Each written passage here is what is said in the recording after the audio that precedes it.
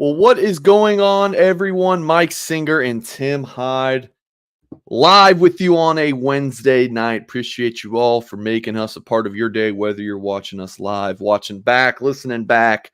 Thank you for making us part of your morning, your afternoon, your evening, wherever you may be, whatever time it is. How is everyone? Got Carberry in the chat. We got Jay Meeks. We got Jay Carr. Got Dynasty ISP asking if I'm doing push-ups. Definitely won't be doing that.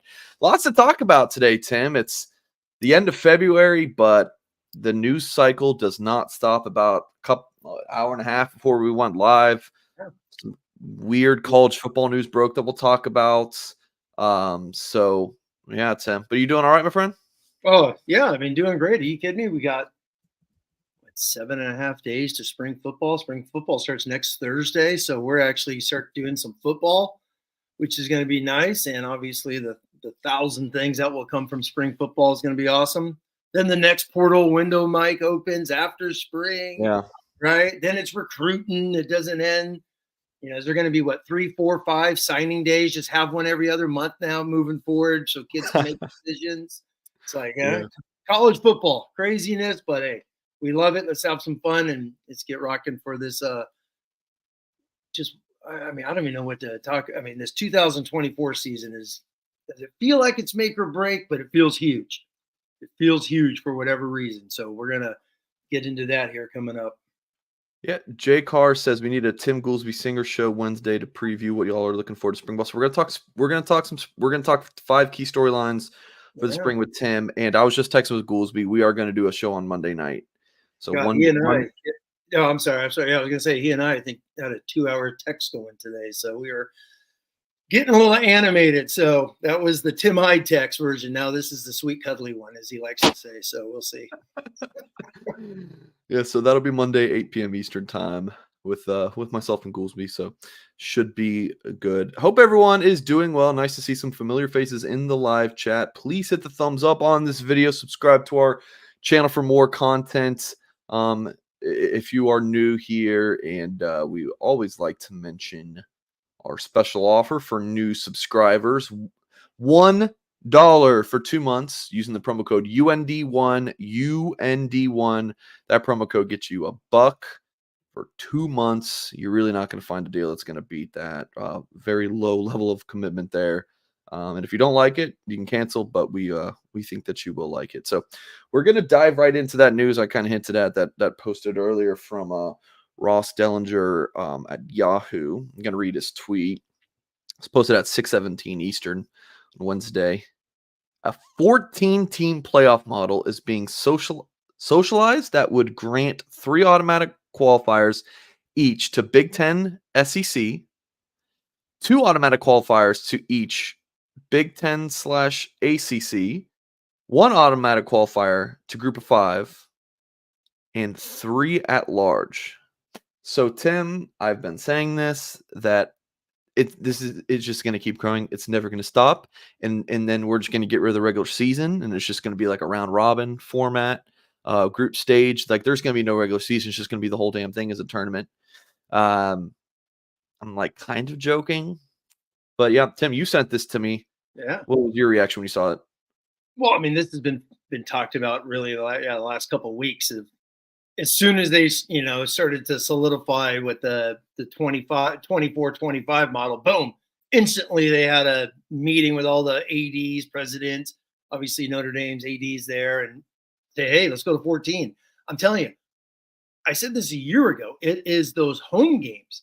These ADs there's been articles written about them where they're like, bye is awesome, but my God, do I want to play a home playoff game?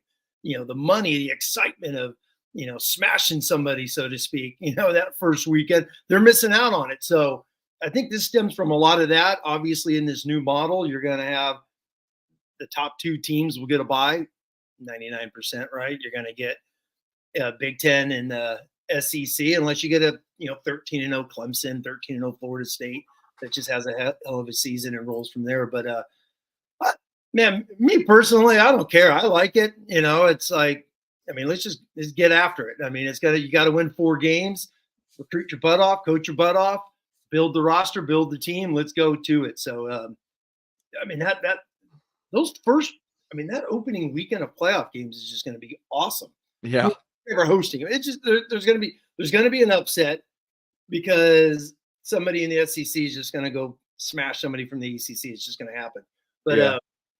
and this all started obviously 2 weeks ago when it was like the SEC was like, well, we want 4 teams. Well, that's just a trial balloon to go out there. For me, obviously, we're covering Notre Dame. What does this mean for Notre Dame? For me, I'm a simpleton. Win games.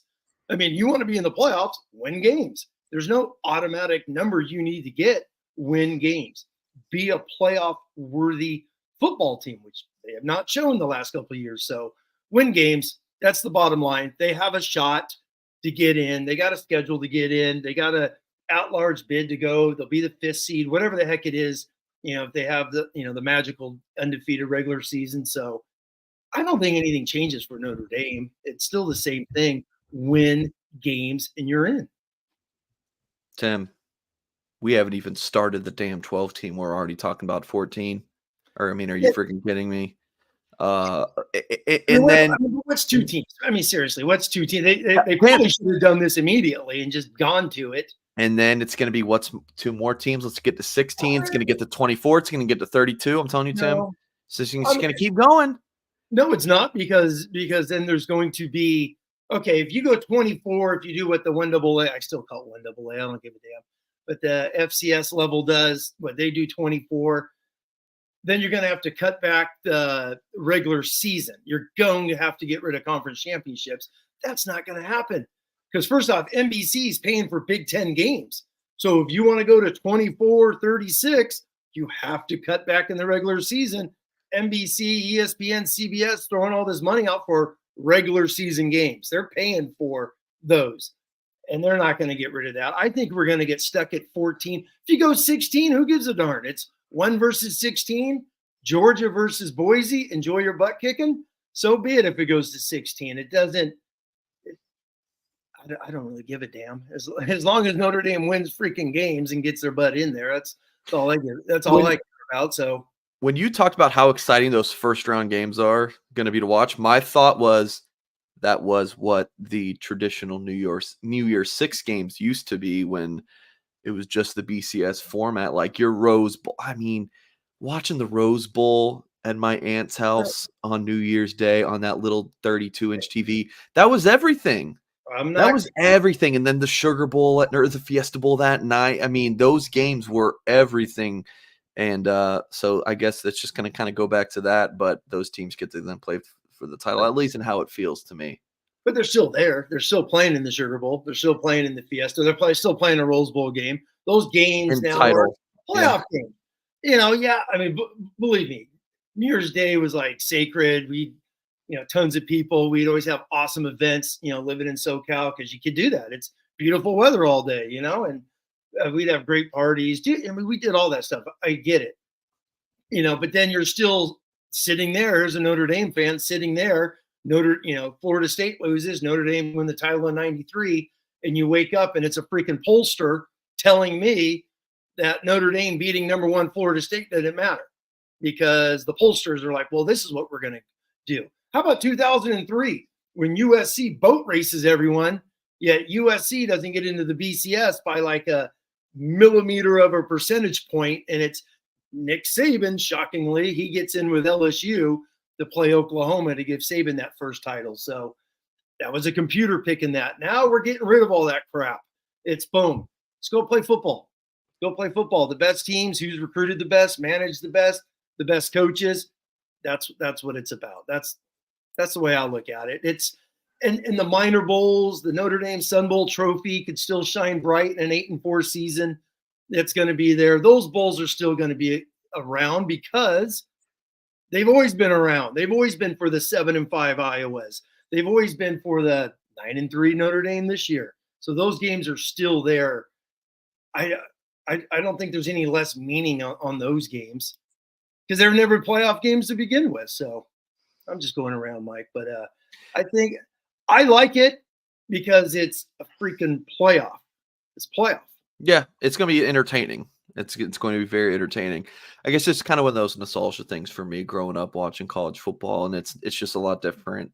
But Yeah. I think as a consumer, 12, 14, 16, whatever it is, I think it's going to be a lot of fun. So I'm looking forward to it. And the school I cover, I think, is going to benefit from it, as we talked about last week. Um, we brought up that Pete Sampson tweets like, no, Notre Dame's not getting a raw dog deal here. They freaking designed this thing. Like, this is exactly what they wanted. They basically get a bye by not playing in the conference championship game, and then you get to host, as a number 5 or 6, whatever they But potentially end up being. but those are only in seasons if they earn it. Yeah, See, that's the thing. I mean, people read that. You go on Twitter and like, oh my God, Notre Dame's getting a 5 seed. No, they better go 12-0. It's like they're right. not getting in there, guys, at 9-3. You go on Twitter, some people just can't read, I guess, and they just assume because Notre Dame's AD is a part of this thing, like, oh my God, Notre Dame's automatically in the playoff. No, no, no, no. They have to earn it. Yeah, And it's funny. I love going back. I love doing the post Lou Holtz eras. So you got 97 to 23. It's 27 years, Mike. And in those 27 years, had there been a 14-team playoff, Notre Dame makes it 9 times. So you got 1 out of every 3 years Notre Dame's in the playoffs. And guess what this year is, by the way, Mike, for Marcus Freeman? Year 3. He's missed it twice. He's perfect line. The stars are lining up perfect for Marcus Freeman. Year 3, Notre Dame averages a playoff every 3 years. Freeman, you got the gravy schedule. It's sweet and cuddly. Win the damn football games and you get a playoff first. So how nice is this? year 3 is the biggie. Put it on a T-shirt. That's what Tim Hyde always says. Year 3 is the biggie. And this, and lastly, someone just put Notre Dame in the Big Ten. No, Notre Dame doesn't need a conference if this is what they're doing, because the Big Ten's going to battle each other. They got 3 automatics. Same with the SEC. It's basically, I talked about this on the message board, but there's a couple great posters on our message board that just dive into TV contracts and stuff like that. It's awesome.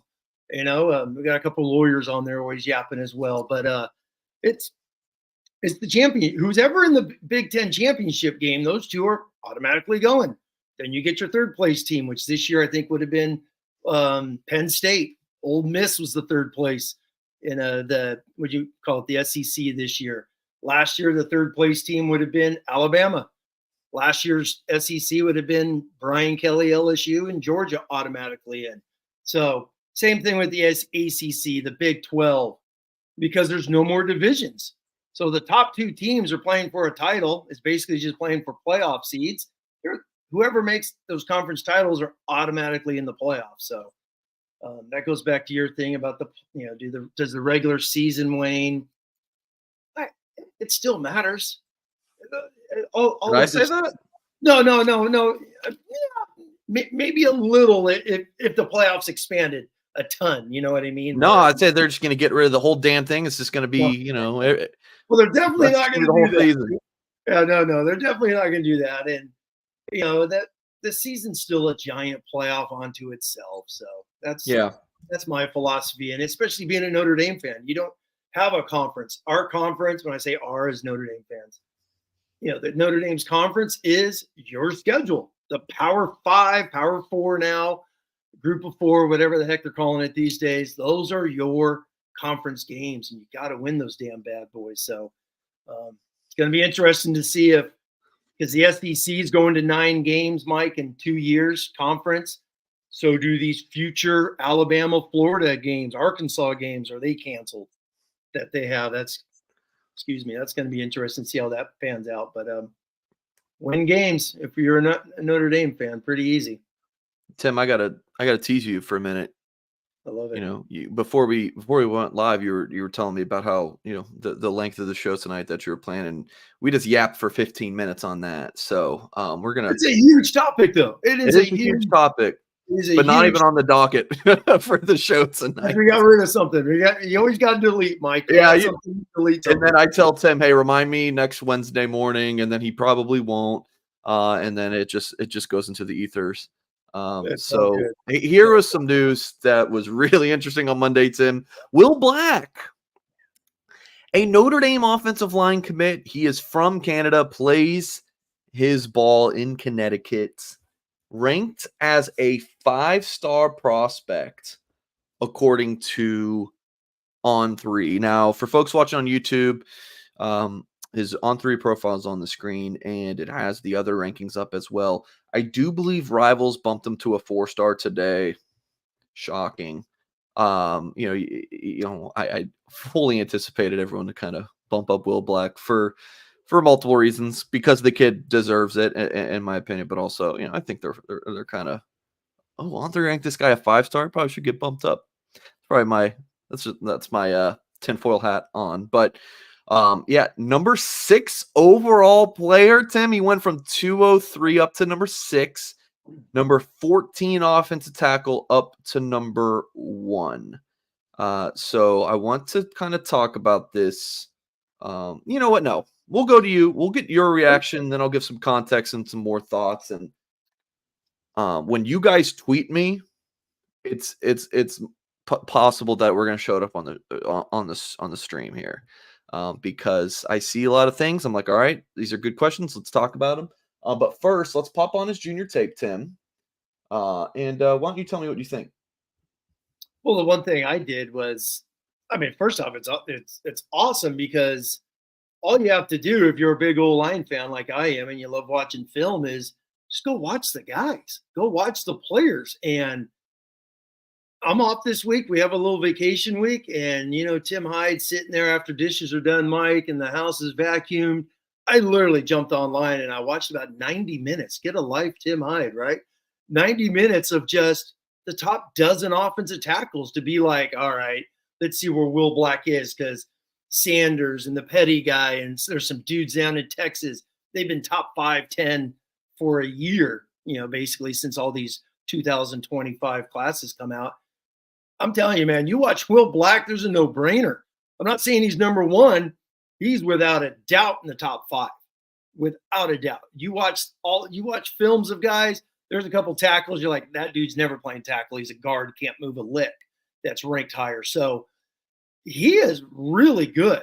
Breaking down, like comparing him to the national top 10, 12 guys in the country, without a doubt.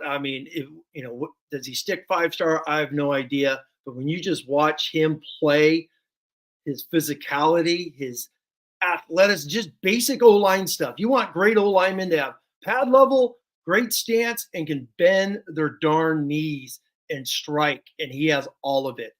When I say leverage, it's the gap side he's supposed to block, whether it's on a run, a pull, pass block, he wins to his side. Once again, Mike, I watch film. I'm sorry, man. My wife doesn't care, which is nice. So you go on this great thing called YouTube, type in choke football. The whole league's got like their own like live streams and stuff like that. So it's really, really good football in New England. A lot of scholarship football players out here. And I watched a bunch of games of his, and I'm like, holy moly, he's better watching a game than he is his highlight.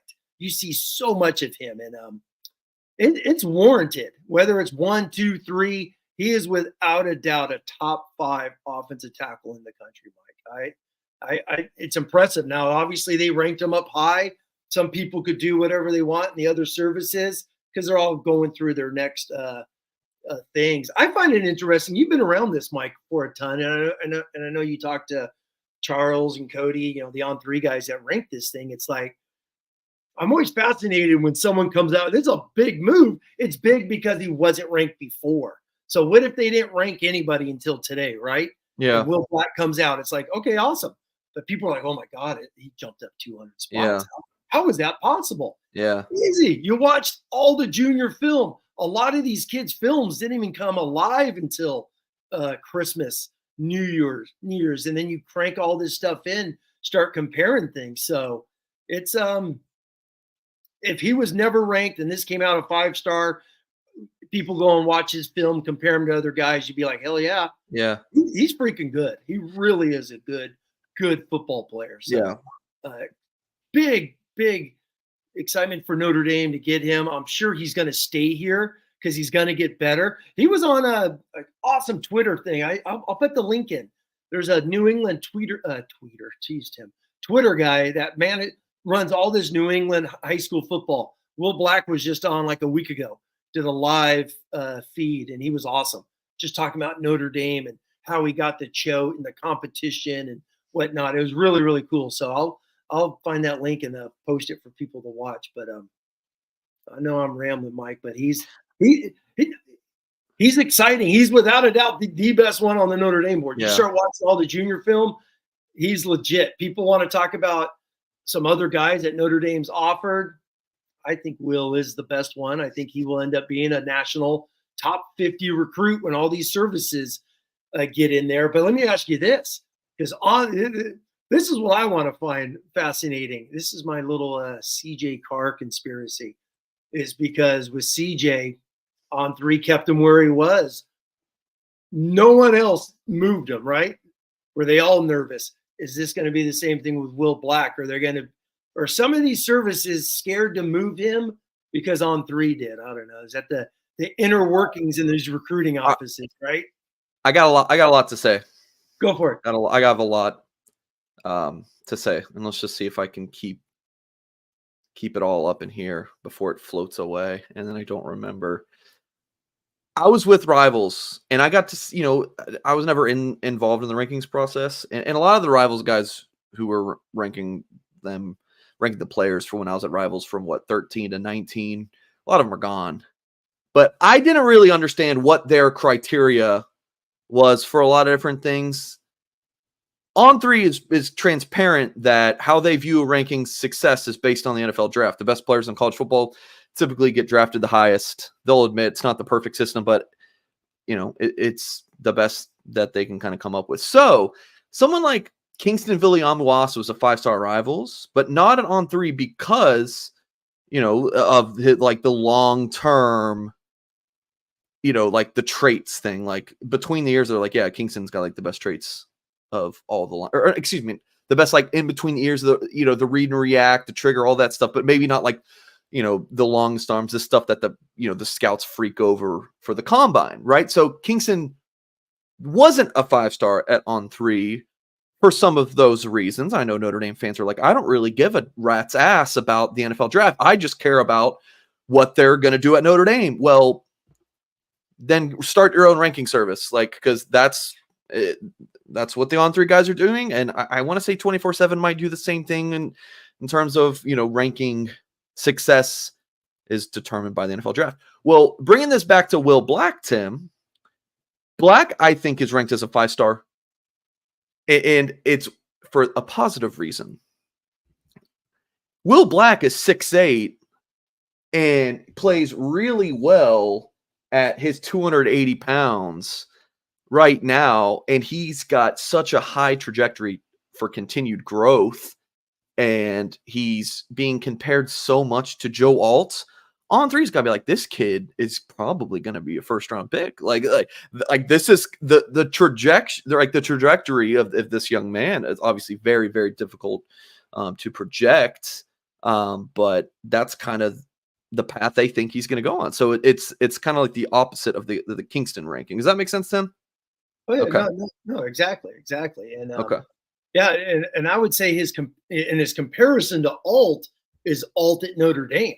There's no comparison to Alt in high school. You watch Joe Alt in high school, and you're like, he's a tight end who's in motion and blocking and kicking out and doing a couple things, catching a pass here and there. Didn't he play quarterback in like some of his highlight thing he's running or throwing? Yeah. But great athlete. That's what Notre Dame and the Big Ten team saw in him, was an tall, athletic guy, just like his dad was. So they saw those types of traits.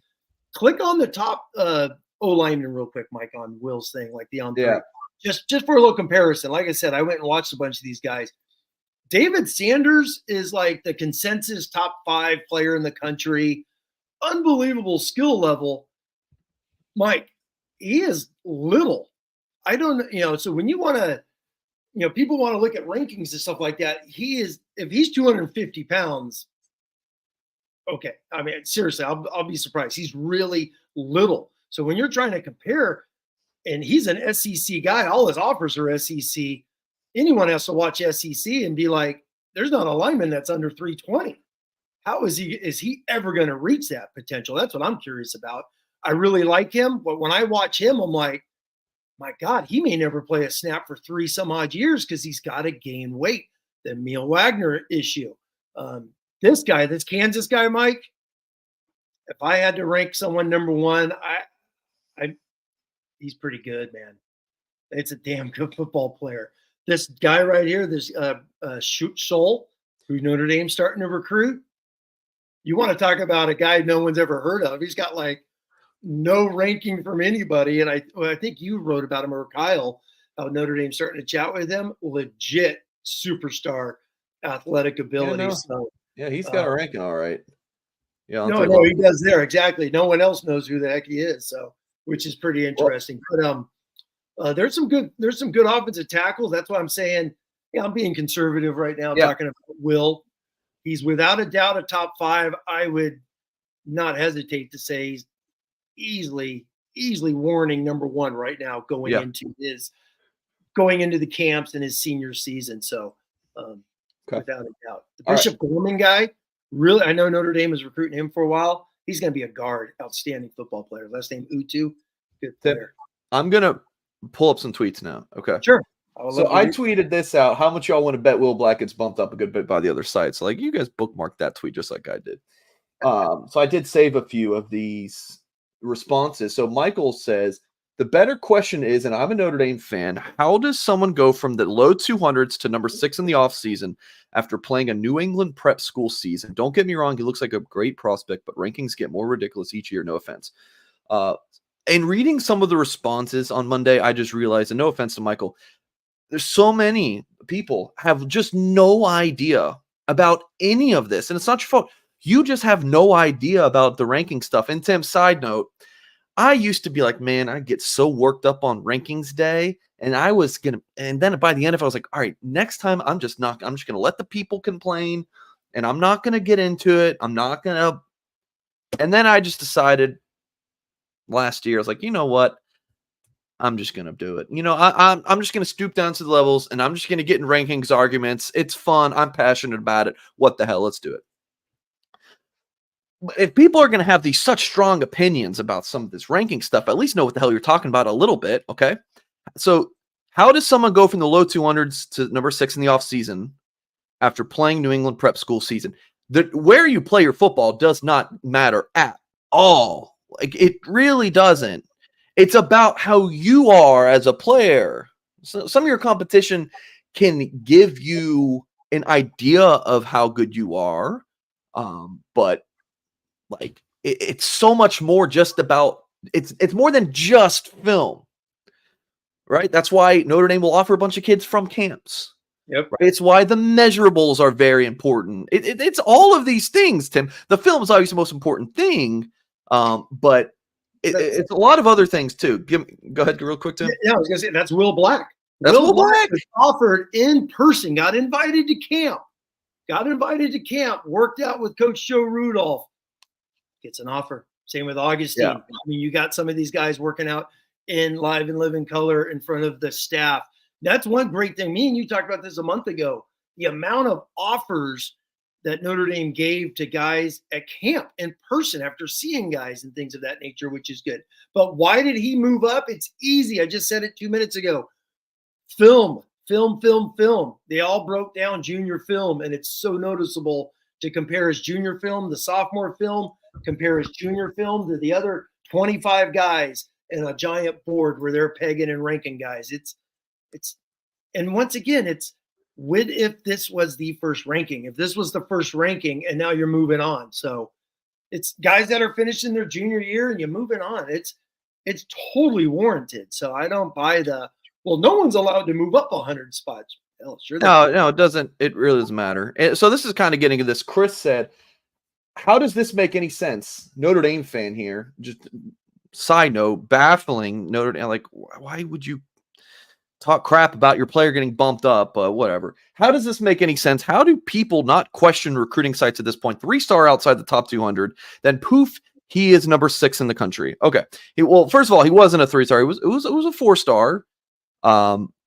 So the poof is that On3 hadn't ranked since the early junior season. They did an early junior season, like first 3-4 games update. They were focused on the 2024 class. and then you rank, after 2024 class is done. Now you have your full 2025 season to go off of. So that's what, going back to my other point of like, if you're gonna have these opinions, you gotta at least know don't be this guy, with all due respect, Chris. Like, and the comment here from Thor says, maybe because this is the first ranking update since the season ended. Thank you. Like this, that's the correct thing. We talked about this for the past couple months, Tim. Like, don't worry about the 2025 rankings right now, because it was just there's so like, we knew this was going to be a major update. The Dalen Penson kid from Georgia, who Notre Dame offered recently, he didn't have a ranking, and now he's the number 100 player in the country per On 3. Like, and guess what? He probably didn't have any offers, like, really, during his senior season. So, like, not even schools knew about him. So, you might be like, how does someone go from unranked to a top 100 player? You can ask the question, how does someone go from no offers to a ton of offers in the off season? They're not playing football. How do you go up the rankings? Because you get new information. You go through the film more. Maybe he bulls up at a camp. Like, so those things all matter. Tim, I want to do one more tweet. It's sort of related. Another Michael here.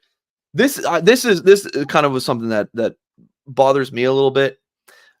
Michael says, number 1 and 6 tackles on the board, and pretty impressive line being built. And I'm thinking to myself, who number 1 and 6? So if Will's the number 6 tackle, the number 1 offensive tackle, I'm like, is he going by On 3's rankings? No, number 6 is this kid from Louisville, Texas. He's going off of Owen Strebig's Rivals ranking. Right. So we can't, guys, if you're going to use, like, you don't want to use like On 3's ranking for this kid and then, Rivals for this kid, and then say, well, we have the number 1 here, and we have the number 1 and 6 offensive tackles in the country, but you're just picking apart. You're just picking one website here, one website here. That's just kind of inconsistent, and I think that's a little bit intellectually dishonest. But all right, that's my rankings rant. I will throw it over to you, Tim, and then I mean, at the end of the day, it could be another 5-star, right? Derby Lambert was one. Neil Wagner a couple of years ago. Obviously, Charles Jagasaw. These are all 5-star linemen signed that On 3 ranked as 5 stars, and no one's complaining about them. So just enjoy it, man. It's what do we got? March 1st coming up here. You got ranking dumps. Every service is going to do it. Enjoy them. We're going to have 6 more of these, 7 more of these, or whatever the heck it is, over and over again, with the camps and then the spring evaluation period, and on and on and on. So enjoy them, have fun. It's like people just lose their mind with some of these, and it's like, enjoy them. As long as they come. Hey, remember, at the end of the day, Mike, we say it each and every week. I feel like only a third of these guys are ever playing anyway at Notre Dame. So enjoy it. We'll figure out which third make it, and the rest of them enjoy life. John Massey says, Singer, are you putting Riley in the portal and starting Angeli in your NCAA dynasty? I have some big decisions to make. Oh boy, regarding some of these things, because in my late night free time, I play some video games on a Twitch stream, and I'm definitely gonna be grinding NCAA a good bit, and obviously I'm gonna have like a dynasty with where I'm playing Notre Dame, and do I just do the Notre Dame, your ideal starters, or do I just start Angeli and then just play all the players that Mike Singer likes the most? I don't know, Tim. Got big decisions to make. Play the walk-on. Just run the ball, play the walk-on, handoff, and let's go, right? There you go. All right, let's hear from our sponsors over at Augie's Locker Room, the number 1 place for Notre Dame memorabilia, one-of-a-kind Fighting Irish items. And you're really only able to find some of this stuff at Augie's Locker Room, which has moved to a brand new location. Check out Augie's new store at 1733 North Ironwood Drive in South Bend, just down the street from Notre Dame. So whenever you are in town, you got to make time for Augie's Locker Room. Check out the wide selection of Notre Dame Stadium pieces, jerseys, helmets, autographs, and one-of-a-kind Rockney items. Check out their exclusive Joe Montana signed items and famous sculptor Jerry McKenna's replicas of the bronze statues around the stadium. And Augie gets new stuff in all the time. If he doesn't have it in store, he can go get it for you. So check it out, 1733 North Ironwood Drive in South Bend, and see the vintage helmet display dating back to 1890s. Got some amazing stuff. You're going to want to check it out over at Augie's Locker Room.com. And Augie also has a appreciation giveaway, as he says on his website here. We are grateful for your continuous support with Augie's appreciation giveaway throughout February. Just purchase $20 or more online or in store during February, and you're automatically entered to win an exclusive special hand-painted Notre Dame helmet by Hal Sorensen, which is pretty neat. So we're about ending the month of February, but getting into March, see if Augie has another appreciation giveaway for you guys. And you can give them a call, 574-277-6363, 574-277-6363. All right, Tim, what do we got next? 5 spring storylines. Ooh, here we go. A little pre-hype for everybody. So Notre Dame's first spring practice is on March 7th. And Tim, it's kind of weird. They have one practice and then they kind of break for a week, or excuse me, 2 weeks. Never really understood that. I'm sure they have their reasons, but their spring break, but I don't really understand why having one and then break it for 2 weeks. But again, I'm sure that they have their reasons. Is it? I mean, I've not seen the spring schedule. They did that under Brian Kelly as well. I don't think they had done it under Freeman so far yet. No, I know. I mean, they've kind of gone right. Wait. So they're going to go out there, do their stretch in, run around their T-shirts. We'll have the overreaction for a week now. 10 days until the next practice. What the schedule that we got, which is not for public consumption. Yeah, it's not out yet. It's not something we could talk about the dates and everything, but it only had 12 practices listed, I think, and I think they got 15. So maybe there's some sneaked in there that they don't want anyone knowing. I don't know, Tim, but they at least don't have anything where media has any access to for I think like 13 or 14 days or something. So side note. But let's get into your 5 key storylines that you came up with today. Number 1, quarterback watch. And it's kind of like after Riley Leonard, right? We know Riley Leonard is going to be the guy. There's no debate there. But you're always intrigued about what's behind QB1. Yes. I mean, we could talk about this as we do a lot. It's just who is going to solidify themselves. And I know that the text I sent you is transfer watch. It's like who I didn't like that. No, I didn't like it because I don't think anyone's going to transfer after spring ball at the quarterback position. I don't.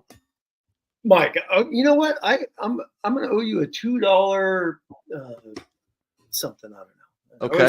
I always say $2 on bets, but if Notre Dame seriously goes into Texas A&M with 4 quarterbacks on scholarship, I'll owe you $2.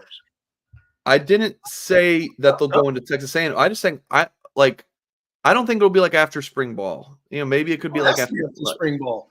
Because after spring ball, it's A&M, Mike. So you're going to have that. So, hey. Well, I mean, there's going to be, okay. I don't think it's going to be something like that happens right after spring ball. Will it be a Tyler Buckner thing you're saying? Like Buckner, boom, spring game ended. He was in the portal on Tuesday. Right. I don't think anything like that. Like, I think if someone leaves, it could be like sometime in I don't know, the transfer portal windows these days, what the hell it even is. Yeah. But I don't know. But I still don't think anyone leaves. I think that this group's going to stay intact. Okay. Well, then there you go. Well, then once again, who is going to solidify themselves? I mean, I said this 9 months ago. It's like, or whenever Riley Leonard, committed, it seems like since October, everyone knew this was happening. It's because, as we constantly talk about this freaking hamster wheel of portal, recruit all these guys. We hype up all these high school guys. They come to Notre Dame, portal, boom, go, go, go. So does it end? We keep hearing Freeman doesn't want to do the portal again. then this spring is massive.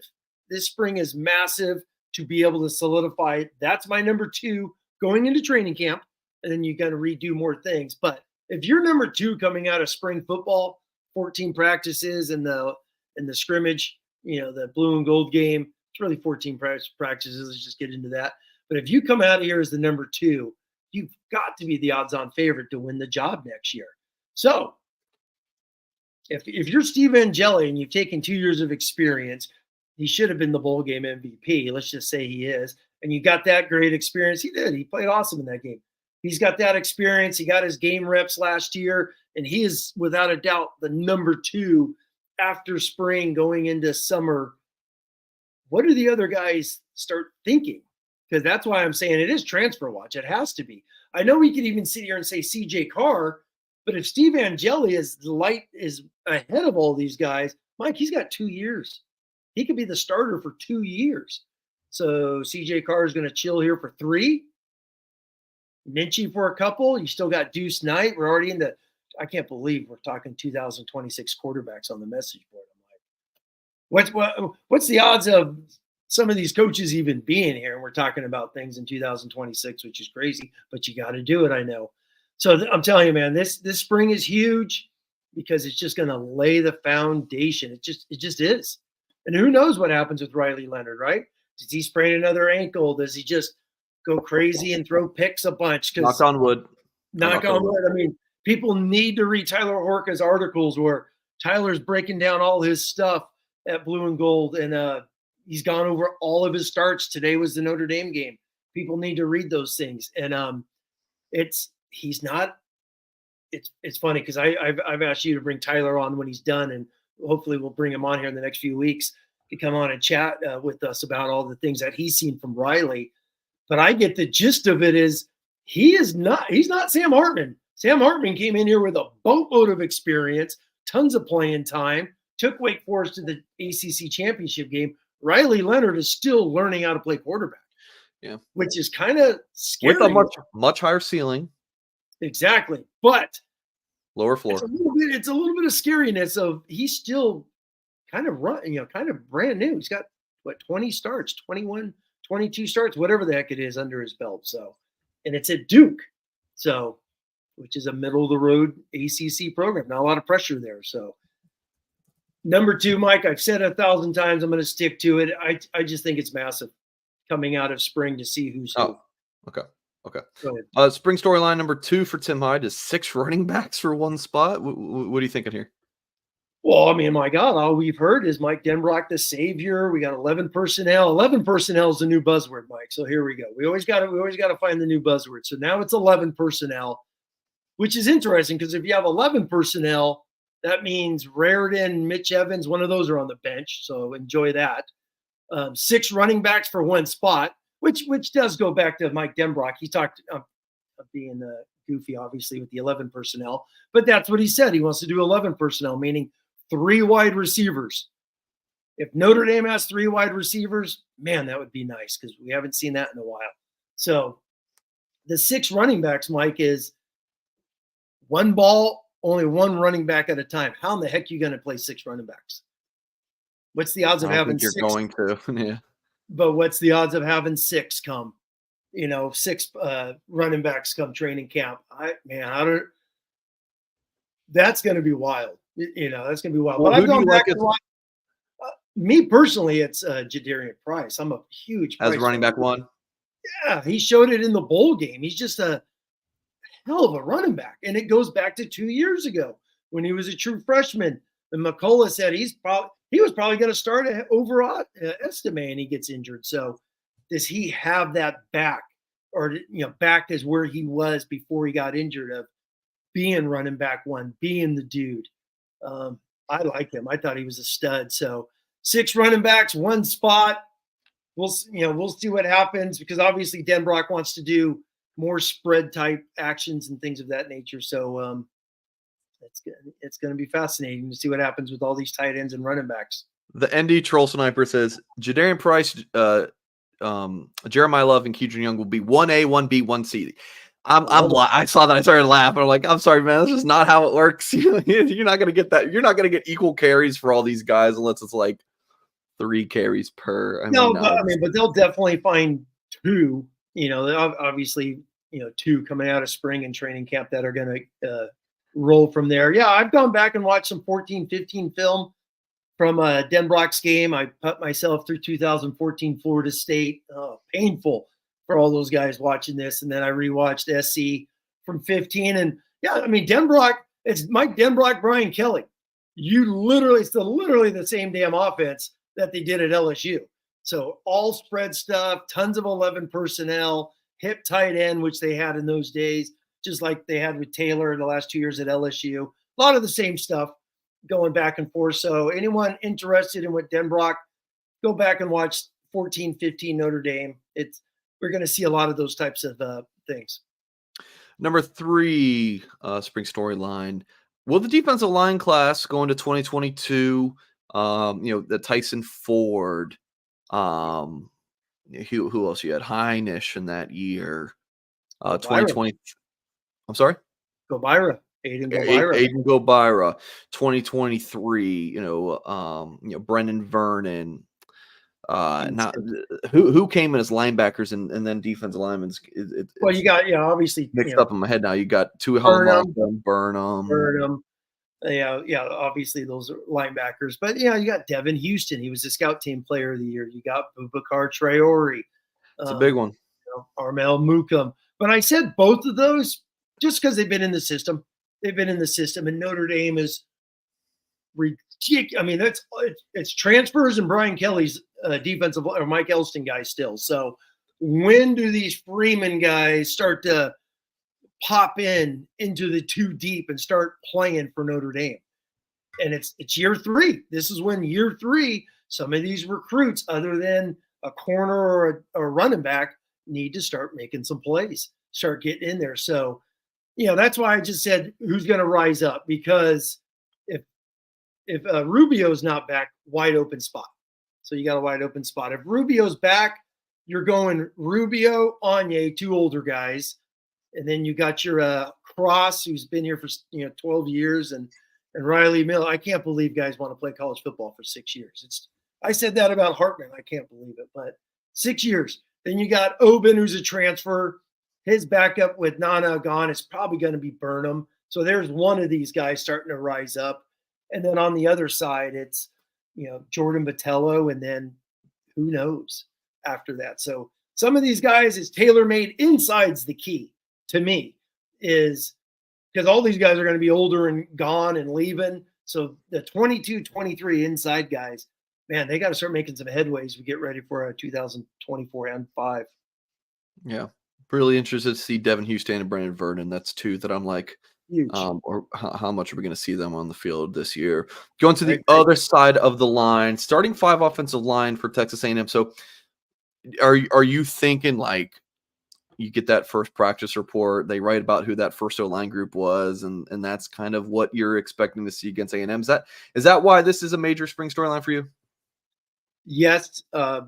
Me personally, yeah. I mean, last year Joe Rudolph was new, still trying to see who's who. Christophic goes out, with the guys, Coogan and Spindler, 3rd string, drinking water, hanging out. That's kind of, Tosh Baker wasn't Tosh. No, that was the year before, or Baker was out there before Blake Fisher. But me personally, I think we're going to see the same 5 from the Sun Bowl. I just do. Moving forward, I think Tosh Baker's the key. He's been here. He's going into that 5th year, right? Oh my God, Mikey's 2020. Yeah. So exactly. So he's been in the system. The COVID year obviously killed it. I remember great interview Harry Easton did, and they asked about Tosh, and he just said he lost like 18 months of his life, basically, just trying to develop, grow, and things of that nature. And I remember him saying, watch this guy in a couple of years. So the fact that Tosh is here, because they had a competition in the bowl practices, that was a wide open competition, and he won it over a meal. So I think that's a big telltale. He's still here in the program, which leads all of us, I would think, to be like, he feels he's going to be the starter. And I bet he wins that job. And I think Billy's going to be the starter. He was the starter last spring. Rocco beat him out. But I think the experience now, what do you start the last 3 games? Same with Ashton Craig. Craig's going to be a stud, by the way. He's an offensive tackle playing center. He's so long and athletic. I see Coogan still staying in there because I don't think you throw away 13 starts. He's a senior. Ashton Craig's a junior. Schrauf's a junior. Baker's a fifth-year guy, and then Jagasaw's going to start because who the hell's behind them? That's going to be talk about that down the road. Those are going to be like, who in the heck are the backup tackles? So start flipping coins. But that's my prediction going into A&M. All right, number 5 is, will a wide receiver 1 emerge, Tim? I feel like I've been saying this before the past 3 seasons, but like talented rooms, but just not that like dog number 1 that they've had in the past. But will they have one this year?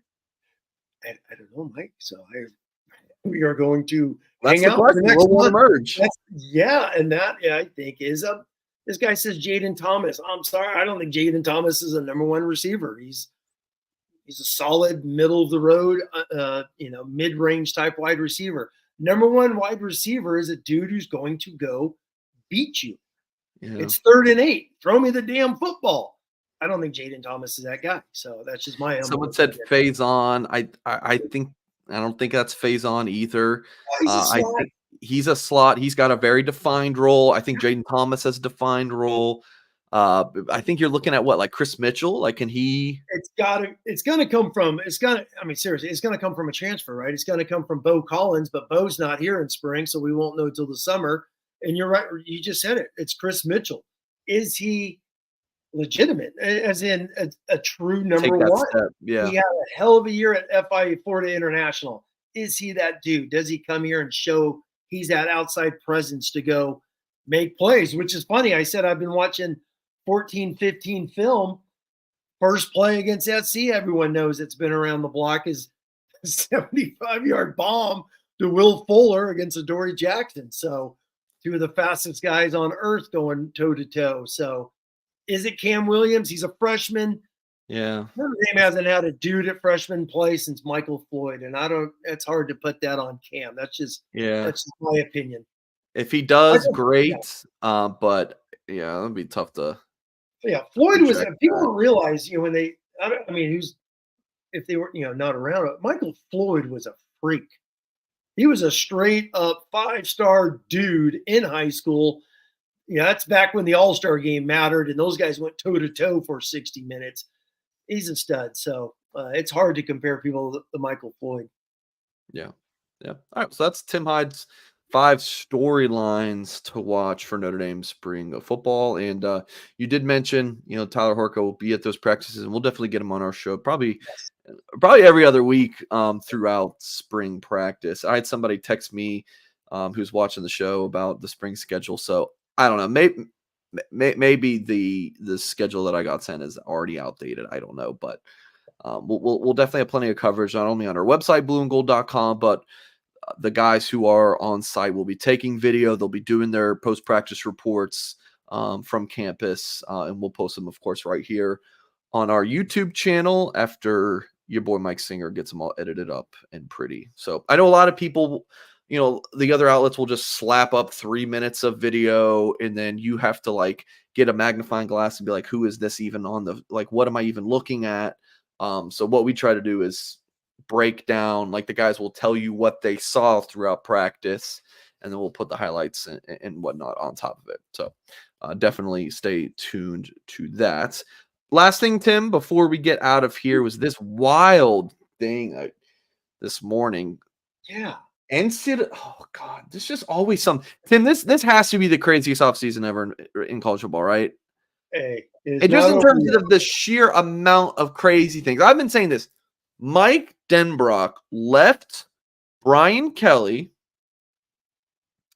who he worked under at Notre Dame, went to LSU with him, leaves Brian Kelly to go work at Notre Dame, basically saying, I liked Notre Dame more than, I want Notre Dame more than I want you, Brian Kelly, right? That is the number 87 storyline of this crazy ass off season. And that is, to me, that was something like no one really cared about. It got, it's a couple day headlines and everyone moved on, but what a bonkers ass off season. So yeah, you just never know what you're going to get. So NCAA football officials are meeting this week to discuss 3 signing periods, according to ESPN. Last Wednesday in June, they love the Wednesdays, Tim. You have to do it on a Wednesday, apparently. The Wednesday after the regular season and the first Wednesday in February. What are your thoughts on this, Tim? Just go back to the old days, man. That's my opinion. Why do we need an early signing period? I know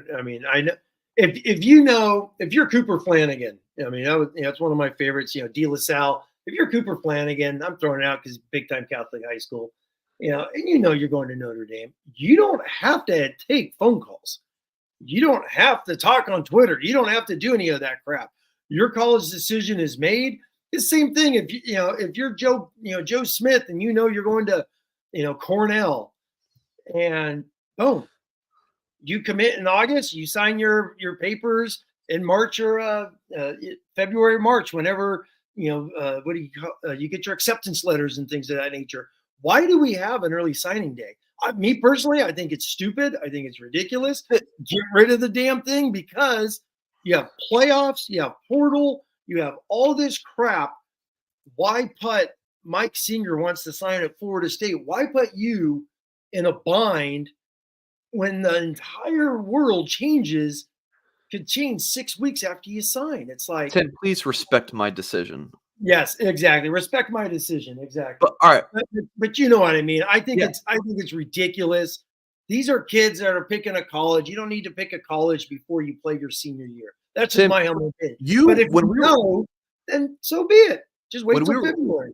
When we were talking about the 14-team playoff thing, you said I'm a simpleton, and that stuck with me. I'm a simpleton too, right? Remember the argument about if Notre Dame, if you go 10-2, you can't complain about not getting the playoff because you lost 2 games. Like that. That's kind of how me and you think. For me on this, let's make this very simple. I like the February signing period because although it kind of is right there at the end of after the Super Bowl, some of those NFL moves happen, but for the most part, it's so far back that all the craziness in college football is done by then. All the coaching changes, all that crap is done by February. Again, the NFL, the post-Super Bowl moves can kind of affect that, but it's usually not going to be head coaches changes. But last Wednesday in June? What? It makes no sense. At least do July. Like, they're doing official visits in June. Man, you're finishing high school in June. You got a couple weeks off, and you start your training for your high school football program in June. You start, 4th of July, start getting going. June, guys are in camps. Yeah. Guys are doing summer camps and all this stuff. It's like June is early. So going back to my point about the February. So Matt says, what about early enrollees? Early enrollees existed before the December signing day. You just enroll. You didn't sign. You just enrolled. You just got there. It was great. Yeah. There, you became a student, and that's where you went. Exactly. You sign your financial aid. Yeah, financial aid is your legal technical document. It's the same thing. It still works. I've had guys go D1, 1AA, D2.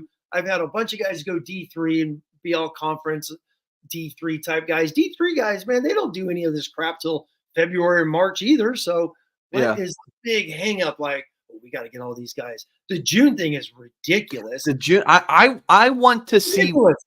I want to know what. I want to be a fly on the wall in like why they come up with. Tim, one thing I don't really like in the media is we see things like that and we just shit on them. We're like, this is the stupidest thing without hearing their side of the story. Of course, I can't sit in that room and get that side of the story. I'm sure other reporters, your Ross Dellingers of the world, whoever these big time ESPN, they'll put some of that stuff out there. I just want to know. It doesn't make sense. Though Wednesday after the regular season, that's worse than the December one you have right now, in my opinion. Like, again, I want to know what the hell they're thinking because it doesn't make sense to me. Might as well just keep the third Wednesday in December. Why the Wednesday after the regular season? your coach is about to get fired. Like, I don't know. I don't know. Greg Sankey, the SEC commissioner, that's his proposal. He wants to just do the one right after conference, like the Wednesday after conference championship game signing day, because he doesn't want to do it, like the end of December, which it's been, because that's playoff time. Guys should be getting ready for playoffs, not signing day ceremonies. Completely makes sense. So just get rid of it and go back to February. All the season's done. All the coaching changes are done. See, I'm a coach, so I don't want my player going through a bind of so many things changing. I mean, look at Julian Sayin, for example, the quarterback who, Carlsbad, California, who signed with Alabama. Nick Saban leaves. Well, guess what? He has an instant 30-day window. Instant 30-day window to go wherever he wants. He goes to Ohio State. So just wait till February. Go back to the old days. And it's and lastly, I was reading just a couple days ago where they're thinking about doing a portal window, getting rid of this December one, and just do a portal window basically after the spring semester, which is going to be interesting. So but that's a portal if you're leaving. Guys like Chris Mitchell, Bo Collins, Riley Leonard, let's say Notre Dame guys, they're graduates. They could come in the middle of the year. The portal, talking about the Rico Floreses of the world, Tobias Merriweathers. You got Riley Leonard's not a graduate, if what I was told correct. But true. Duke guy. You're a Duke guy, yeah. Here's my proposal, Tim, and we're going to wrap up here soon. I love it. Give me August, okay? Give me like the first Wednesday in August. You can sign then, right? If you are a Cooper Flanagan, for example, you commit to Notre Dame your junior year, those early commits sign. And then if you have a head coach leave, then you get that 30-day window to leave, and it doesn't count against your eligibility. Give me if they're hell-bent on an early signing period, get it out of December. December's never just made a whole lot of sense to me. Give me August and give me February. That's kind of what I've liked. And that's it. I don't know. But Jeremy says, this was about 7 minutes ago when he posted this, they must want massive withdrawal of letter intents by guys, because that's what's going to happen with a June signing day. I think June doesn't make – I mean, you're still going to get it with August. But, again, if they're hell-bent on doing an early signing day, I would do August, like first Wednesday in August. So it's, right at the start of fall camp. So sign your guys, start fall camp, get the season going, get your CJ Carrs of the world, get those guys signed, and then finish it up in February. But that's I've never been a big fan of the early signing. I know why they do it, but early signing period basically, as you know, turned into signing period. It just 99% of everyone. In August, would it? I think there would be a ton of guys who don't. It's just your super solid guys would sign. I agree. And then I agree with you, Mike. There's still going to be a lot of wavering and whatnot. So you're going to sign your 15 or 17 Notre Dame guys, those early pledges, if they all do it, right? I mean, what if you just sit out there and that's why the coach in me says, man, just wait. Let these guys have their year. Let these guys have their summer. And go from all that thing, and you always get late risers and things of that nature. Yeah. Just let it go. Go back to the old ways. We're doing nothing like the old ways.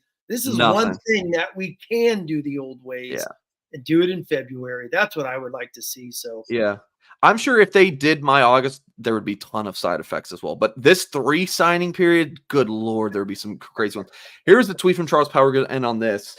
It's a bunch of potential unintended consequences to weigh in with the signing period before the senior season. The recruitment and evaluation timelines for schools already don't sync up one-to-one with most prospects' development, which is best seen in the senior season. Yes. This would make it even murkier. I talk to Charles all the time because I see him at all these events, and he says, a school like Notre Dame, for example, evaluates so early. They're making their decisions on kids. Are we taking him or are we not? Before the junior season, Tim. Yes. Right? They might get a quarterback commit before the junior season. Charles Power and these rankings guys, they don't have to do it until even after they sign. I know. right after the All-American Bowl. They get so much time to make their decisions on these prospects and where they're ranking them. Whereas the schools, they have to decide whether they're taking them before the junior season. So I think this is a good point from Hey, Charles. in 3 weeks, you and I are going to do a show. We're going to hype up Pot of Gold and all that. It's dudes who just played their sophomore season. That's it. This is the calendar, man. Exactly. That's what I'm saying. It's the calendar. They're going to send out 75 offers, and these are the guys that we're looking at for 18 months from now. It's like it's wild. It's all wild. Hopefully they get rid. Oh man, let's just get to the playoff, Mike. Win games, Notre Dame. Let's have a freaking fun December. How's that? Tim K-Mac says, "Bet on the phone. Damn near missed the whole episode." Well, the great thing is you can just take the little slider, slide it over to the beginning, and just rewatch the whole hour in 6-minute show here. So that's the beauty of it. K-Mac, appreciate you. But yeah, Tim, we're gonna end it there. I'm sure we'll have plenty to talk about next Wednesday. What that is, I have no idea, but I'm sure the world of Notre Dame and college football will give us plenty to talk about. And we were going to talk about revisiting our bold predictions from last year. We didn't get to that today, but Tim, remind me. You'll forget, but remind me. Right here, Mike. I always know what we need to talk about. We just find better topics eventually. But yeah, that's true. So we're going to end the live show right there, folks. Hit the thumbs up if you've not done so yet. Subscribe to our channel, of course, for more content. Our offer, if you are interested in subscribing to blueandgold.com, you can interact with all of our staff at Blue and Gold, which includes me, Tim, Kyle Kelly, Tyler Horka, Jack Sobel. Got to get Gouldsby back on the board. He's had some login issues. So I'm going to get Gouldsby back on the board hopefully tomorrow. $1 for 2 months using the promo code UND1. If you sign up for the website as a new subscriber, please, post a thread or send me a message. Let me know you came from YouTube. Would love to, introduce myself on the written communication side of things. So yeah, we're going to end the stream there. Tim, great stuff as always tonight, Notre Dame fans. Appreciate you all for watching or listening. And as always, we will catch you next time.